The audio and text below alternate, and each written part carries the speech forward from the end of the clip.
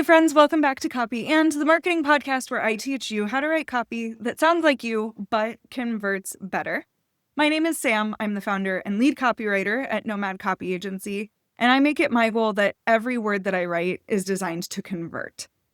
I find that too often we shy away from sales, when really that's what our businesses are all about. Our businesses are here to make us money to support our lifestyle. And a statistic that I have known for a long time but keeps coming across my radar recently is that former buyers are 67% more likely, or 2/3 more likely, to buy from you again than a new client. It has long been said in sales and marketing that it is cheaper to keep a client than to get a new one. And I tried pulling statistics and they were either outdated or didn't seem correct for the online business space. But ultimately, what you need to know is that all of the data points to it being less expensive to keep a client than to get a new one. So we're going to talk today about retention. Specifically, what copy you can write to retain people. And honestly, when we talk about copy here, what I'm going to do is I'm just going to give you a bunch of ideas on how to retain clients for your memberships, your done-for-you services, and for your digital products. And these ideas, you can write the copy around. We can ideate on the copy around them. In fact, you can hire me to help you write the copy around them in a Can You Write This For Me hour, a VIP day, or by joining Copy on Demand, where I work with you all year long to help you write copy that sounds like you but converts better. So today is all about retention. Yes, I will give copy tips throughout, but really, this is just a series of ideas on how you can retain your clients so that this summer you're focusing more on keeping your favorite folks to work with rather than having to seek out new clients. So we're going to dig in with some copy, some strategy, and I'm just going to ramble and hopefully a bunch of these ideas stick with you. So first things first, a lot of people have memberships. In fact, the last couple of years I have said that memberships are the new courses. When I say membership, I mean anything subscription-based, whether this is a community that you're hosting on, say, Slack or School, or a membership where you're delivering something specifically to your people, which would be similar to my Copy on Demand. Now, recently, I looked at my retention statistics for Copy on Demand. And when I started Copy on Demand 3 years ago, I wanted to be the cool girl on the block. I didn't want to have a minimum commitment. I wanted people to come and go as they pleased, which was great until I found myself launching 4 times a year, bringing in a handful of new people each time I launched, but also losing a handful of people every single freaking month. So what I realized was that 3.5 years ago, when I started Copy on Demand, my retention on average was about 3 months.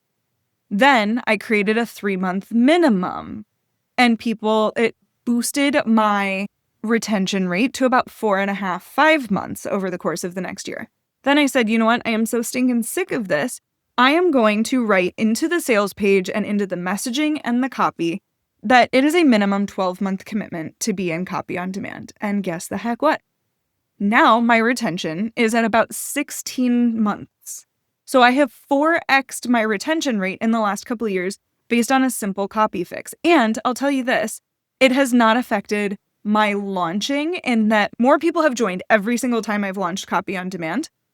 When I thought, and I had it in my head, that going from a 3-month minimum to a 12-month minimum would ruin my enrollment rates.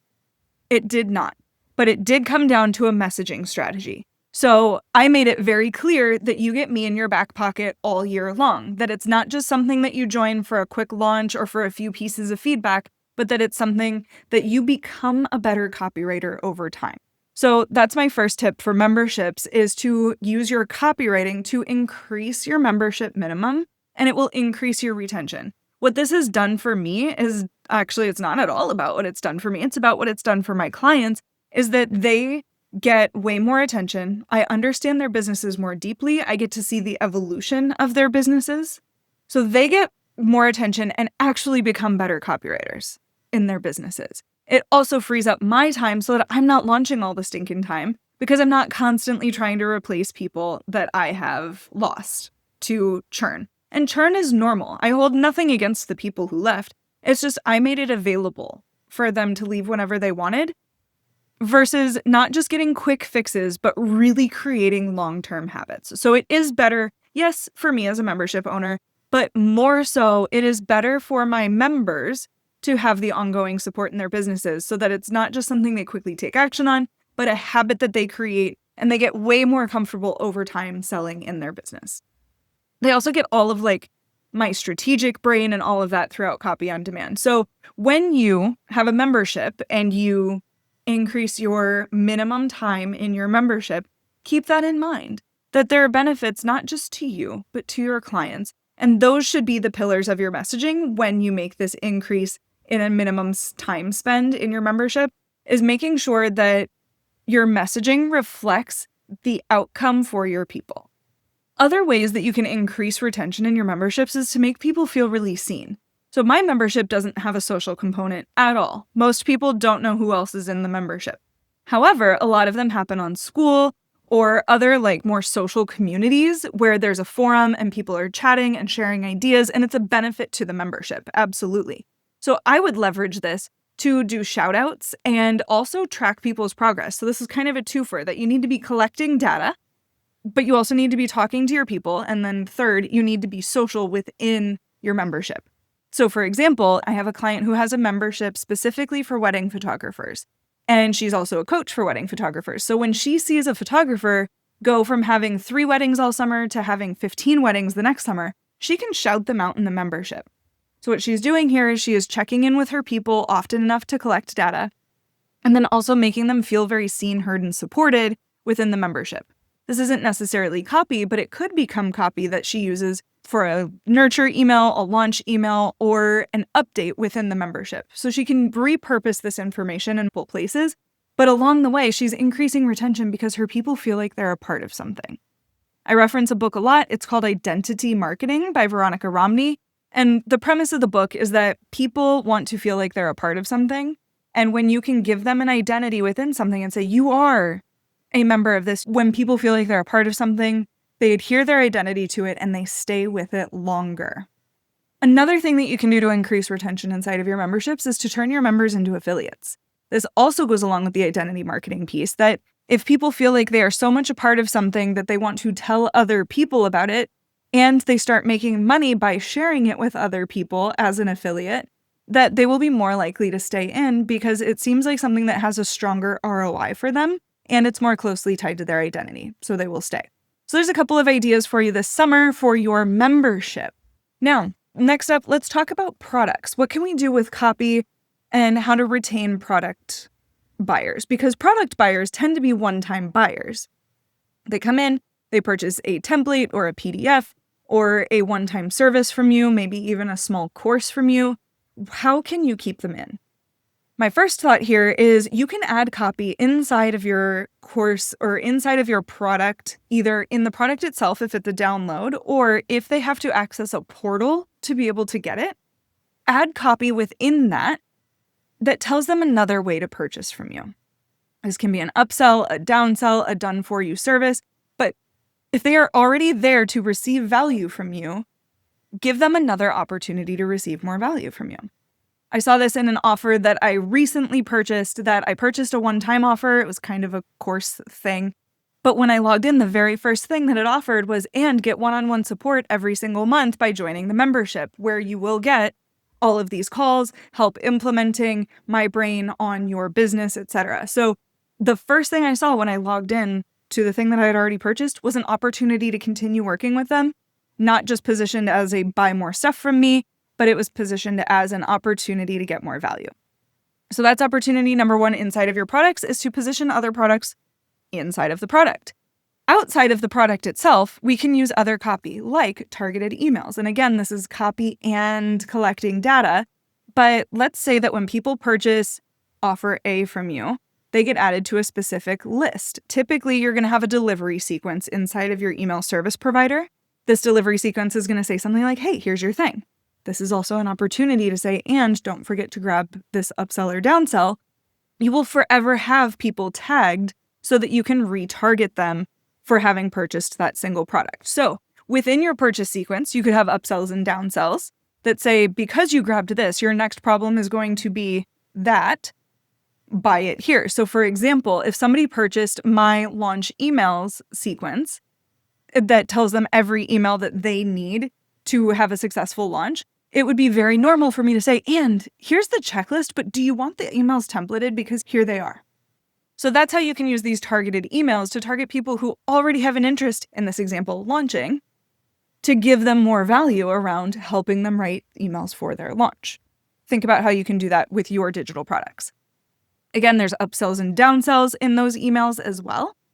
And I think something that we often forget is product updates. So for example, I had a product a few years ago that was all about CTAs, or calls to action.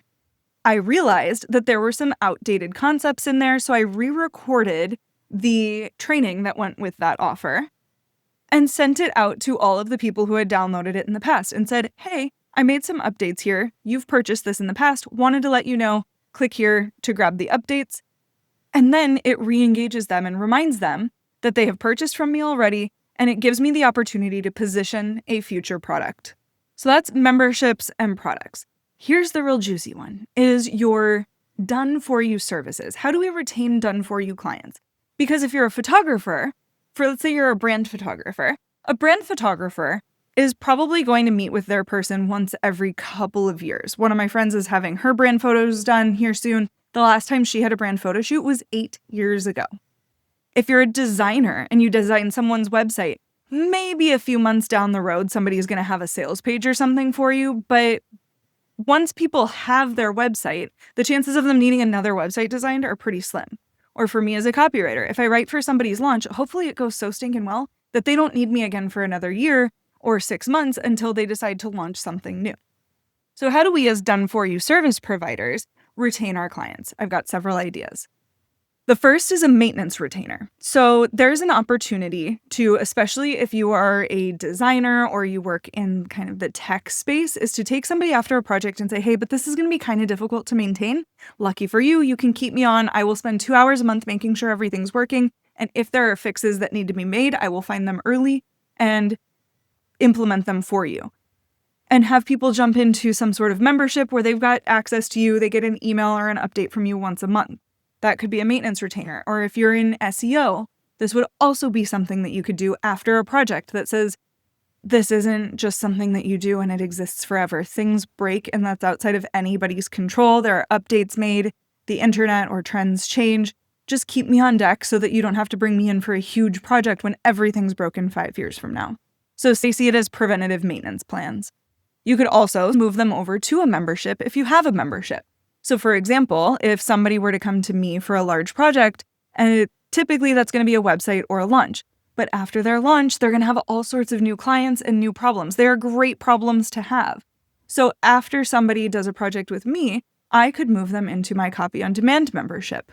I have a friend who's a designer who basically has Copy on Demand, but for design, where she does somebody's brand, but then says, I know that 6 months from now, you're going to want stickers. And then 2 months after that, you're going to need carousel posts for Instagram. And then you're going to need this, that, and the other thing. So why don't you just join my program? That way you've got me on retainer, or you've got me basically in this membership. So it could go either retainer or done with you so that I am at your beck and call when needed. So if you're done for your services, you could do a maintenance retainer or move them into your membership. This is also great if you can offer them a discount and make it an easy yes for them, especially if you just delivered really great work. Another way to do a membership would be to do a credit system. So people could pay a certain amount each month, and if they don't need you, then that adds up to another project down the road. So a credit system could be a great way for you to retain and continue making income, even if you're not delivering on those projects right now. Another thing to do is simply ask for the sale. So you can do this by normalizing the membership or the maintenance offer and just say, hey, most people after they work with me do this. But what you can also do is ask for a completely different sale by saying something like, hey, working on your website was great. I did notice that your sales pages needed some work. Would you like to add another VIP day later this month and we can zhuzh these sales pages so that you've got them done well before your fall launch? That could be a copywriter. That could be somebody in systems and processes. That could be a designer. That could be somebody in SEO. You may uncover that the people have a completely second business or that their partner has a second business. Ultimately, what I want you to hear is that you can just ask for the sale or ask for the next sale or position yourself at least for a sale down the road. Because most people don't just have one website or one sales page. There's a heck of a lot of stuff underneath it And if you're being a true thought partner, it never hurts to at least offer it or open the door, even if your people don't decide to walk through it right now. So retention might not be an ongoing thing, but it might be just another sale down the road. But again, if you are a delight to work with, those people are almost twice as likely to work with you again. And final thought here for Done For You is to benefit both you and them by sharing their successes.